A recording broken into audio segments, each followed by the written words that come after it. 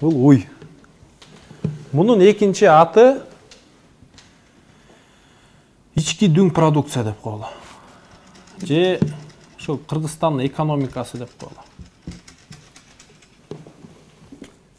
То есть бул ИДП деп коет. Ички дүң продукция бул көлөм да. Эми бул уй мүмкүн билбейм да. Веси 500 килограмм күнүнө 20 литр сүт берет деп коелу. Кыргызстандын реалийлигинде бул мындай эмес. Кыргызстандын реалийлигинде бул бир 100 килограмм анан 7 литр сүт берет да. Бирок муну 500 килограммга жеткирип күнүнө ошол мүмкүн 30 литр сүт бере тургандай деңгээлге айландырыш керек. Муну ким кылыш керек? Муну бийлик өкмөт кылыш керек. А уй деген биздин ишканалар. Жанагы чач тарачы бар киши, жакшы салондо кызмат көрсөтө турган, туристти кабыл алып алып, мындай айтканда жакшы тамак ашын берип, гостиницасын сунуштап, ошону кетирген, же жанагы отуруп алып программист иштеп, өзүнүн программасын бир 10 000 долларга сыртка жаккан программист, же жанагы сыр, сүт чыгарган завод, же жанагы тигүүчү, ошонун баары ушу уйдун ичине кирип кетет. Экономика деген ар бир кыймылдаган, мындай айтканда, чийки заттан бир нерсе өндүрүп саткан, же бир кызмат көрсөткөн адамдын баары ошо экономикага кирип кетет. Бизде азыр эмне болуп атат? Бизде айтып атат, мына мен айтып аттым, мына 172 миллиард сом. Эми анын ичине мен билгенимен бир 130 миллиард, жок бир 160 миллиард сому бул эме болуш керек. 100 миллиард сомдун тегереги салык, анан бир 40-50 миллиард сом бул бажы төлөмдөр. Эми салык менен бажы төлөм бул окшош эле нерсе. Анткени товар келсе сырттан, андан бир 5-10% бажы төлөм төлөнөт, анан 12% НДС төлөнөт. Анан ошентип могул бюджет пайда болот да. Бирок бул сүт. Салык деген бул сүт. Салык, бажы төлөм. А ишкана бул уйдун веси, көлөмү, сүт бере турган деңгээли. Демек, уй качан көп сүт бере баштайт? Эгер сен ага жакшы кам көрсөң, жакшыраак тоютун берсең, убагында саап, убагында дарылап, жакшы жайытка чыгарып, то есть ишканага да ошондой кам көрүш керек мамлекет, бийлик. Кам дегенде мунун чоңоюшуна кандай себептер керек? Өзбекстан менен жакшы соода мамиле керек, Казакстан менен логистика жагынан жакшы мамиле керек, Кытайдан керек болсо, там өндүрүшкө тиешелүү мүмкүн чийки заттар, мүмкүн жабдыктар тез келип, тез кетиш керек. Эгер могул жерге бир ишкер завод курам десе, кыска мөөнөттө ага жер бөлүп берип, свет суусун өткөзүп берип, жолун тартып берип, анан негизи эле баарыбызга эмне керек? Жакшы түз жол керек. Үзгүлтүксүз келген энергия керек. Мына азыр свет өчөт дейт. Азыр жүздөгөн ишканалар токтоп калса, миңдеген адамдар жумушсуз калат, миңдеген үй бүлөлөр тамаксыз калат. Анан биз кантип 172 миллиард сомду 400 миллиард сомго которгонтабыз? Эгер уй ошол эле 100 килограммдык уй болсо, ошол эле 7 литр сүт берсе. То есть биз андан 20 литр сүт алабыз десек, биз уйду өлтүрөбүз керек.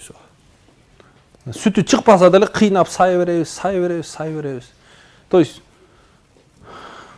мындай табигый түрдө, мындай туура түшүнүк менен бул уйду көбөйтүш керек, чоңойтуш керек. Көбүрөөк сүт бериш үчүнчү. Ошондо 172 миллиард сом 400 миллион. Эгер аны кыла албасак, калганы бош сөз. Единственный может бул жерден мүмкүн 7 эмес, мүмкүн 17 литр сүт чыгып атат, бирок биз билбейбиз. 10 литр сүтүн бирөө биз жокто келип саап кетип атат. Калп айтып, алдап, бул коррупционер. Же бул көмүскөдө жаткан экономика деп коет, салыкты төлөбөгөн ишкер. Эгер ошол аркылуу 172-ни 400-гө көбөйтөм десе, анда жакшы. Бирок аны кантип кылат? Ага мен түшүндүргөндөй эле кайра эле цифровизация керек. Аны адам кыла албайт. Аны адам кылдым дегенден баштап уйду өлтүрөт. Азыркы фермерлер шарттуу түрдө айтайын, уйду кантип чоңойтууну билеби? Дастан эле татуу эле фермерлер келди. Эми мен билгенимен Европада уйлардан 50-60 литрге чейин сүт алат. Кантип алышат? Алар билет экен. Уйга качан суу бериш керек, кандай жем бериш керек. Алар айтат, могу чөптү толук бышырып бергенде уй көп сүт бербейт экен. Чөптү бир аз чийки маалында бериш керек. Же жемдин составында могу витаминдер болуш керек, же жанагындай силос бериш керек дегенде ошол 30 литр сүт берген уй 50-60 литр бере баштайт экен да. То есть бул билим, илим, бул технология. То есть биз деле билим, илим, технологияны түшүнгөн жакшы кадрлар келсе мамлекетке, эли менен жакшы ишкерлер менен мамиле түзүлгөн болсо, анда тез кыска мөөнөттө биз ушул ишканаларды чоңойтсок болот. Анан эң түпкү нерси бул түшүнүш керек, бул мектеп, бул университет. То есть мектепке жакшы билим биле алсак, ошол билимдүү баладан чоң ишкана куралган бир ишкер жаралат. То есть биздин негизи кам көрө турган, бийлик кам көрө турган эң биринчи нерсе бул биздин ден соолук жана билим. То есть мектептерге кам көрүш керек. А мектептердин бир тилекке каршы абалы ыйлагандай. Анткени мен 2 жума мурун өзүм окуган мектепке барып келдим, Караколго. Биз окуганда мектепте 800 бала окуучусуз, класста 13 бала элек. 13 баланын 7-өбүз биз олимпиадчиктер болчубуз. Физика, математика, информатика. Анан мугалим жүрөт дагы эле, эми уже мындай карып калган, бирок бар айтат. Элдар дейт, эми силер 13 бала болсуңар. Мен силерге баарыңарга билим бергенге үлгүрчүмүн. Биз керек болсо алгебра, геометриядан ар бир теореманы өзүбүздүн ыкма менен далилдеп берчүбүз. Ал айтчы, мен силерге 10 өт берем, могу теореманы өзүңөр дагы далилин ойлоп тапкылачы дегенде биз жарышып ойлоп тап, ар бирөөбүз талкуулаганга үлгүрчүбүз. Азыр дейт, менин классымда 54 бала дейт. То есть биз 13 бала отурган кабинетте азыр 54 бала отурат. Бир партада 4 баладан отурат. Ошол эле мугалим айтат, эми мен буларга кантип сабак бере алам дейт. Мен булардын аты жөнүн атагача 45 мүнөт бүтүп калып атат дейт. Көрсө Караколдо мен окуган мектепте 800 баланын ордуна азыр 2850 бала окуйт экен. Караколдун 14 мектеби 8000 адамга расчеттолгон экен. Бүгүнкү күндө ал жерде 15500 бала окуйт экен.